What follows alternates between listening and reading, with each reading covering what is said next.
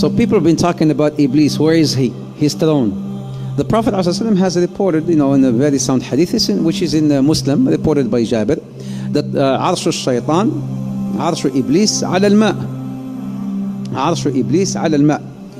The throne of Iblis, the throne of Shaitan, this is the master Shaitan. The master Shaitan, his throne is on water. Where? What water? What ocean? Allahu Ta'ala a'lam. But there are certain indications that could maybe tell us where his throne could be. There's another hadith where it says, Innahu, this is also in Muslim, Innahu عند برزخ الماء. عند برزخ الماء. What's a barzakh? A barzakh, it's like a partition, when you have the sweet water and the salty water, بينهما برزخ لا يبغيان, whereby the sweet water does not merge with the salty water. That's a barzakh. That's a partition. In this hadith, he says he is on this barzakh. His throne is on this barzakh. His throne is on this barzakh, which is again somewhere in an ocean. But now, I want to bring something up here. Have you heard of Triangle of Bermuda? What happens there? I mean, something that nobody could still explain up till today. Flight 19. Have you heard of Flight 19? That disappeared. All these flights and ships that disappeared. The South Tiger 1948. They got the black box. They hear the guy saying, I see something, I don't know what it is. And nobody could explain, I see something, I don't know what it is. And then they said, okay, we're sending help. It's been recorded. You can play it. You can find it on the internet. We're sending help. He said, okay. And then the guy comes back and he says, no, I cannot control the plane. I cannot control the plane. I don't know what's this. I don't know what it is.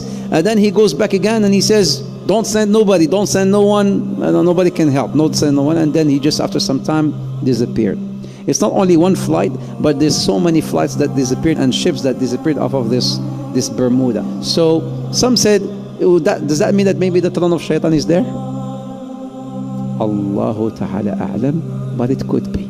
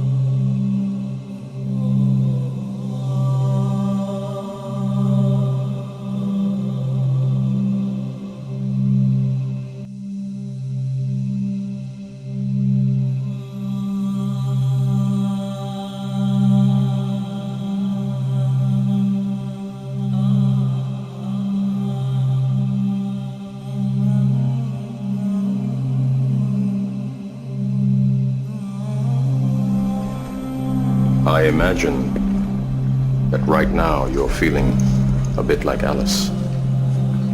Tumbling down the rabbit hole? You could say that. I can see it in your eyes. You have the look of a man who accepts what he sees because he is expecting to wake up.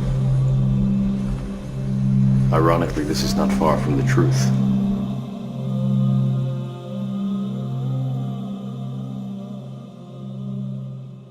Who or what is ultimately behind this? Or at least the depth of the rabbit hole we've got so far. Well, they ain't for a start. Because they're just here today, gone tomorrow, people who are just puppets of a system that's here yesterday, today, tomorrow, and the next day. It's not him. I don't care if he's supposed to be the most powerful man in the world. He ain't. He's another bloody glove puppet. And anyone in that job, the same applies to. It's not him either. Here today, gone tomorrow, presidents and leaders who are replaced by other leaders. But the thing, the system, the direction goes on because there's something behind that that's pushing that direction on. And nor even is it the corporations. They're still at the level of playing out the control. It's not actually at the point of creating it. It's not the origin. It's not people sitting around tables. They're still at the point of playing it out. You can go into the shadows and you can get closer to where it's coming from, but you're still at the play out level. You go even deeper into the rabbit hole, really deep into the web. And that's where you find people like the Rothschilds and such like. You don't see us, but we control your life. But there's levels beyond that, where it's coming from. But where is it? This reality that we're experiencing has been hijacked by a force that some ancient people call archons, but there's different names right across the ancient world for the same force, the same entities. And all over the world you see this. In the Far East, Central America and other places, they're known as the serpent gods. The Zulus call them the Chitahuri, the children of the serpent. They're the Anunnaki in Sumer, Babylon, now Iraq. They're our snake brothers to the Hopi people of North America. They're the star people, many, many examples of that. They are the demons of Christianity. To the Gnostics, they are archons. And to the Islamic and pre-Islamic world, they're called the jinn. And in their prime form, they are energetic in nature. The classic Satan is called the deceiver and the demon of demons, as this demiurge is called the archon of archons.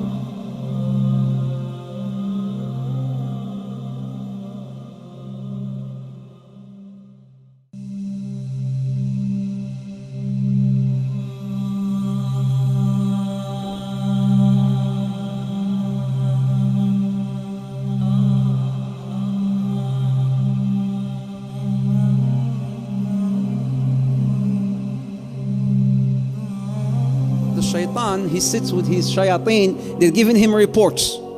So one shaitan says, I made this man commit zina. And shaitan, he just hears him. This is in Bukhari and Muslim, so it's a sound hadith. And another shaitan comes and says, I made this man steal. I made this guy do this. I made this guy do that. I made this woman do this. I made this woman make, remove her hijab. So they keep on, submitting their reports to him. And then one guy comes and say, this jinni will stand up and say, today I was able to separate a husband and a wife. You know what shaitan will say? نعم أنت you are my man. Come out. And crowns him. Hadith Sahih Muslim, Hadith Jabir. Reflect upon this. Smoking weed is haram. Killing is haram. Adultery is haram. Name any sin you want. Divorce is not haram. Divorce is not haram. Why is he so excited? He's so happy about divorce. Why? Your enemy always likes to do what? Divide and conquer. Now he is able to divide the first unit in the community. Because look at your community. The community is made of what? Units. Imagine a wall, bricks. The family is the first brick in the community. The first unit. Becomes then easy to divide the community, divide a congregation. He has long-term plans.